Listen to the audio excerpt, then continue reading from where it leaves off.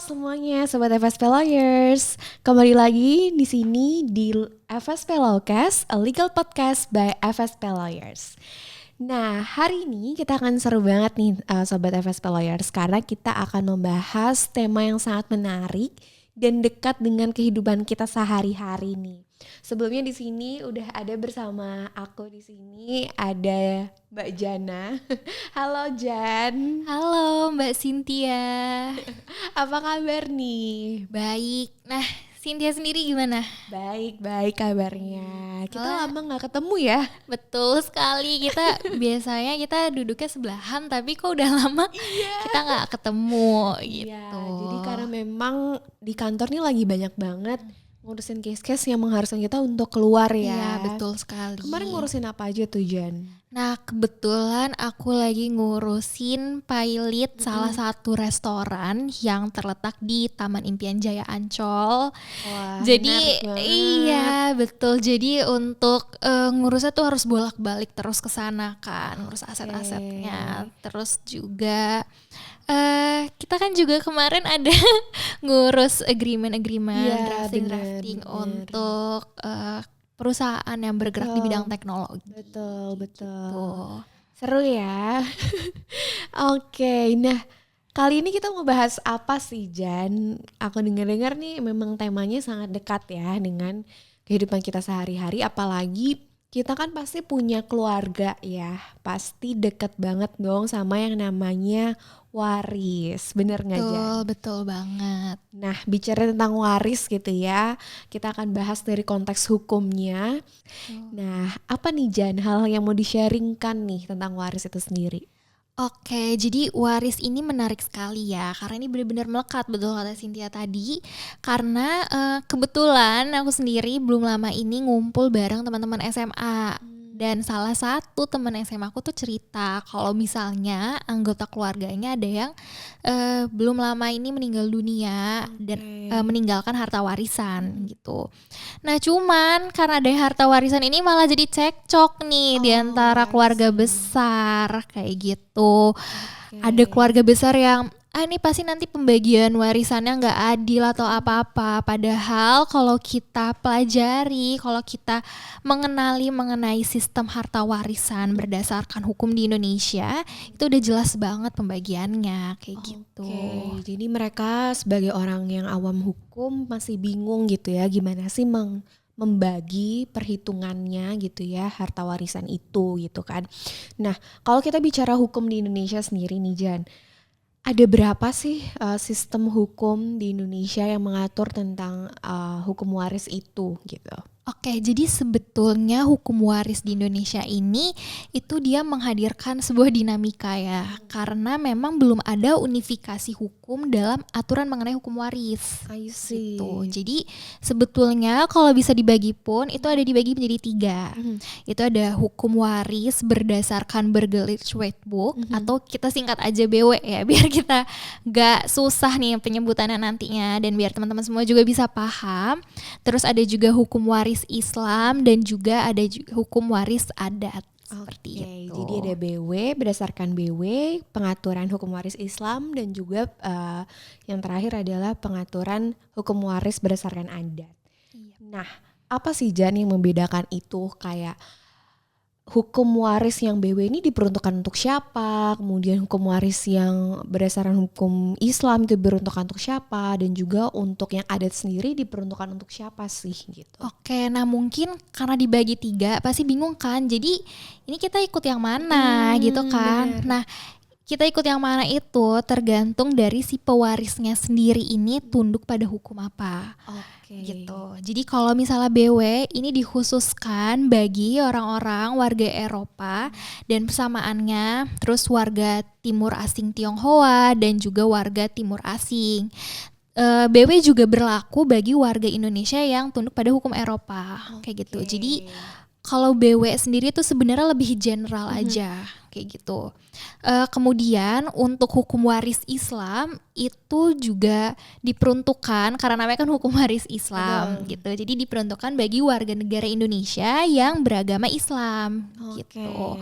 Nah, di sini kenapa diperuntukkan bagi yang beragama Islam? Karena ini hukum warisnya tuh pembagiannya didasari oleh Al-Quran, hadis, dan juga ijma kayak gitu. Dan di Indonesia sendiri itu kalau lebih konkretnya itu diatur dalam Instruksi Presiden nomor 1 tahun 1991 tentang kompilasi hukum Islam. Gitu. Jadi itu ada bagian tersendiri untuk waris, jadi bisa coba dicek di situ juga. Kemudian untuk hukum adat itu didasarkan oleh tradisi kekeluargaan gitu. Jadi tergantung nih apakah berakar pada garis keturunan ibu, itu ada namanya matrilineal, garis keturunan ayah, patrilineal atau campuran gitu. Oke, jadi pun masing-masing sistem hukum tersebut yang mengatur tentang waris punya pengaturan spesifiknya masing-masing gitu ya. Jadi kalau misalkan teman-teman mempunyai permasalahan-permasalahan waris, hal pertama yang harus diidentifikasi dulu adalah kita menggunakan sistem hukum yang mana. Ya, gitu betul. ya. Jadi pewarisan ini tunduk pada hukum waris yang mana nih gitu. Walaupun beragama Islam tapi misalnya tunduknya pada BW, ya berarti ahli warisnya tunduk pada ketentuan dalam BW. Kayak gitu. Ada hal tertentu, klasifikasi tertentu yang bisa kita nilai ya. Iya, betul sekali. Oke. Nah, kalau kita bicara tentang waris nih Jan, aku tuh sering dengar yang namanya wasiat. Oke. Apa sih sebenarnya wasiat itu dan apa yang membedakan wasiat dengan hukum waris yang diatur di undang-undang? Oke, jadi memang kalau kita bicara terkait waris ya, itu tentu nggak jauh-jauh dari wasiat gitu, surat wasiat. Nah, sebenarnya apa sih surat wasiat itu? Jadi surat wasiat itu, pewaris ini mereka punya kebebasan untuk menentukan siapa-siapa saja yang berhak mendapatkan harta warisannya. Oke. Gitu. Nah, sebenarnya nggak cuma terkait pembagian harta warisan aja, tapi itu juga bisa diatur terkait dengan wali-wali yang wali-wali untuk anak-anak pewaris, terus juga bisa ada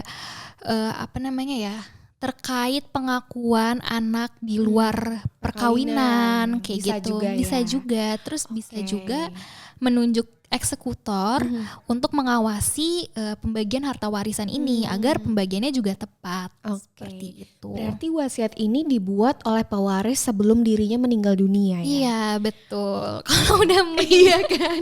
Maksudnya hal yang bisa dikeluarkan oleh pewaris ketika mereka masih hidup tapi Iya, bisa betul. dieksekusinya atau bisa dilaksanakannya tetap setelah ketika pewaris tersebut meninggal dunia. Gitu kan? Betul. Oke. Nah, berarti kalau aku bisa summarize sedikit, wasiat ini adalah kalau bagi mereka yang ingin melaksanakan hal-hal tertentu yang tidak diatur di undang-undang atau mungkin melaksanakan pembagian-pembagian tertentu yang porsinya itu tidak sesuai dengan undang-undang gitu ya. Oke, menarik banget nih. Dan Sobat FSP, kita juga akan lebih detail nih membahas tentang mengenai wasiat ya Jan, karena rekan kami notaris Ibu Dian Oktarina sudah menjawab juga nih beberapa pertanyaan terkait dengan wasiat dan termasuk tentang bagaimana sih cara membuat wasiat itu sendiri nih. Karena kan kalau cara membuat pasti lebih teknis kan ya. Betul. Tentang mungkin dokumen-dokumen apa aja sih yang harus kita sertakan, kemana kita harus melaksanakannya gitu kan. Nah, nanti di newsletter ini, di newsletter yang volume kedua, itu akan detail banget nih Sobat FSP dibahas mengenai wasiat. Jadi pastikan Sobat FSP membaca secara detail dan kalau bisa bagikan juga ya. Tentu harus dibagikan. Jadi jangan sampai nih lagi ngumpul-ngumpul bareng teman-teman tiba-tiba ada yang aduh pusing banget nih. Iya kan? Ada harta warisan tapi nggak mau dibagiin kan sayang banget. Betul. Gitu. Jadi kalau ada pertanyaan tentang waris wasiat langsung aja. Nih ada nih newsletter nih dari FSP Lawyers. Betul sekali. Jago ya Mbak Cynthia mempromosikan newsletter kita ini. Harus dong. Oke, tadi udah sekilas ya tentang tentang waris dan juga tentang wasiat gitu. Nah, penasaran sih Jan, kalau di waris dan wasiat itu sendiri pembagiannya itu gimana sih? Oke, jadi gini, sebetulnya di awal kita itu bisa memutuskan nih apakah kita mau pembagian warisannya apakah berdasarkan surat wasiat atau balik lagi berdasarkan ketentuan dalam undang-undang. Oke. Kayak gitu biasanya sih ketentuan dalam BW gitu kan. Nah, di surat wasiat sendiri itu kita juga dalam penulisannya itu kita harus memperhatikan yang namanya legitime porti. Oke, apa tuh legitime? Ini bahasanya susah banget nih. Iya, apa tuh legitime porti? Jadi legitime porti itu adalah pihak-pihak yang memang sudah diatur dalam undang-undang gitu. Jadi pembagian warisannya ini kepada pihak-pihak tersebut itu mereka bisa memperselisihkan apabila hak absolutnya itu tidak terpenuhi. Gitu. Jadi legitime porti ini dibagilah berdasarkan garis keturunan yang memang sudah diatur dalam BW. Kayak gitu. Oke, jadi kita tetap harus mempertimbangkan si legitime porti ini gitu ya, berdasarkan garis-garis keturunan yang sudah diatur di dalam BW. Nah, kalau bicara mengenai pembagian gitu kan, aku pernah baca juga ada yang namanya golongan-golongan ahli waris gitu kan. Nah, kalau di BW itu sendiri ada berapa golongan sih sebenarnya yang termasuk dalam ahli waris? Oke, jadi dalam BW sendiri itu terbagi menjadi 4 golongan. Nah, 4 golongan ini tuh dibagi berdasarkan garis keturunan. Itu bisa garis keturunan lurus ke bawah atau garis keturunan lurus ke bawah atau ke atas, atau juga bisa ke samping yang maksimal itu sampai derajat ke-6. Seperti itu. Jadi perhitungannya banyak juga banyak ya? juga sebetulnya. Benar-benar. Dan itulah kenapa tentang waris ini kita nggak bisa sembarang hitung asal gitu aja, tapi kita harus balik lagi ke hukum yang sudah mengatur gitu kan. Oke, nah terkait dengan golongan ahli waris yang ada 4 ini juga ada ya di newsletternya? Ada, nah karena sebetulnya golongannya itu penting sekali Sin, karena kalau misalnya golongan pertama tidak ada, itu bisa dialihkan ke golongan kedua, kayak gitu. Paham. Tapi kalau misalnya golongan pertama masih ada, berarti diserahkannya bagiannya itu ke golongan pertama, kayak gitu. Jadi konsepnya kita juga harus memperhatikan golongan-golongan itu step by step ya. Iya, bisa betul. lompat gitu ya. Oke, seru sih. Nah, aku penasaran nih Jan, kalau kita sebagai seorang ahli waris gitu ya, ada nggak sih hal-hal tertentu yang bisa membuat kita tuh kehilangan hak kita nih untuk mewaris? Oke, tentunya ada gitu. Jadi gak semua ahli waris nih bisa mendapatkan harta warisan dari pewaris. Karena di BW sendiri itu di pasal 838 ya diatur terkait pada pokoknya ada orang-orang yang tidak mendapatkan harta warisan atau kehilangan hak mewarisnya. Ayo, jangan sampai kehilangan hak mewaris gitu kan. Itu untuk orang-orang yang membunuh atau mencoba membunuh si pewaris. Terus juga ada putusan hakim yang menyatakan kalau misalnya si ahli waris ini terbukti melakukan fitnah atau tuduhan kepada pewaris. Terus juga bisa ahli waris yang ternyata menarik kembali atau membuat wasiatnya kayak gitu. Jadi untuk membuat atau menarik wasiat ini dia melakukan kekerasan kepada pewaris. Oke, kayak jadi gitu. hal-hal itu yang kemudian bisa menghalang seseorang ini mendapat kesempatan untuk bisa tampil mewaris gitu ya. Betul. Oke, jangan sampai ya sobat FSP. Iya, betul. Dan sebetulnya kalau misalnya nih si ahli waris ini ternyata menggelapkan, memusnahkan atau memalsukan wasiat nih. Jadi misalnya ngeliat surat wasiatnya, loh kok pembagiannya kayak gini atau gimana, nggak ikhlas atau apa, terus sama dia dipalsukan atau apa, itu juga bisa kehilangan hak mewarisnya. Kayak gitu. Jadi hati-hati banget. Hati-hati ya. Pokoknya nggak usah macem-macem lah gitu. Iya, betul. Benar. Oke, sampai sini aku udah lumayan paham nih. Tapi pastinya kalau misalnya lebih detail lagi, teman-teman sobat FSP Lawyers bisa langsung aja akses newsletter kita volume kedua. Linknya bisa diakses di bio Instagram FSP Lawyers.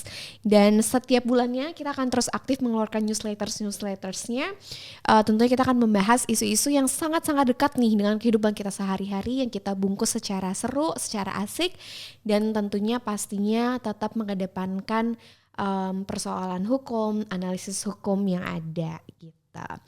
Oke, nah bahas-bahas dikit kali Jan tentang event updates kita kali ya. Oke, boleh. Boleh ya. Apa aja tuh?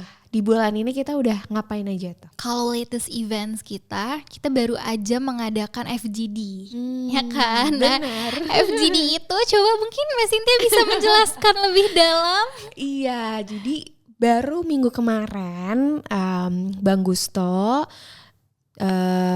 menjadi pembicara nih teman-teman di salah satu FGD yang diadakan oleh Wika Realty. Itu seru banget sih karena pembahasannya itu kita fokus mengenai panduan komprehensif, pilot dan juga PKPU, dan dihadiri oleh direksi-direksi dari Wika Realty itu sendiri gitu kan. Dan FGD-nya berlangsung sangat seru, berlangsung sangat asik diskusinya, karena ternyata nih direksi-direksi dari perusahaan-perusahaan yang besar ini masih sangat awam nih tentang pilot dan juga PKPU gitu kan.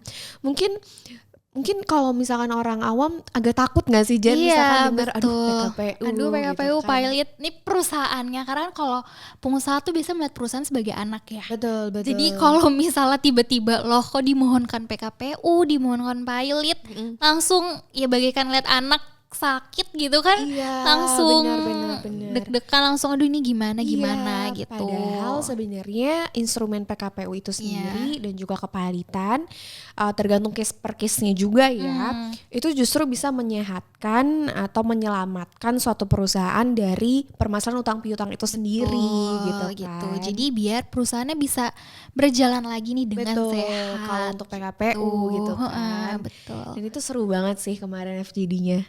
Seru banget. Seru banget. Tapi tenang aja, kita pun kedepannya akan mengadakan namanya mastermind dari FSP Lawyers. Nah, apa tuh Jen? Jadi mastermind ini kurang lebih sama dengan FGD.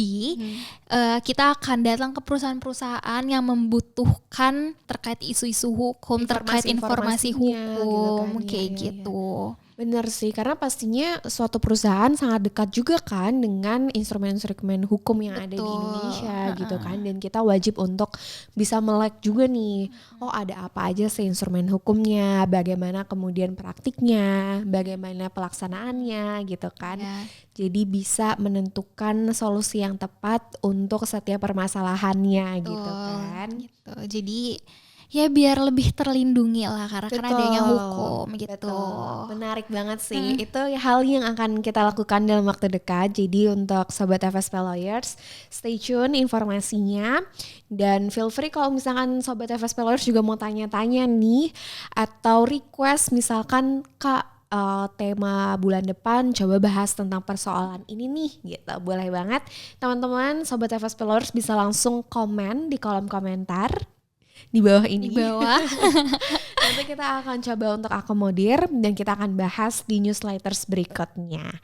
Oke deh, jadi hari ini pembahasannya mengenai waris dan wasiat nampaknya udah jelas banget ya Jan. Nanti kalau misalnya masih ada yang bingung, bisa baca newsletter. Atau bisa langsung kontak kita, bisa komen, atau bisa juga di website FSP Lawyer sendiri. Itu kita ada kolom message kalau misalnya ada pertanyaan-pertanyaan seperti itu. Seru banget. Terima kasih Sobat FSP Lawyers yang sudah menonton edisi newsletters hari ini dalam FSP Lawcast, dan sampai bertemu di episode berikutnya. Bye-bye.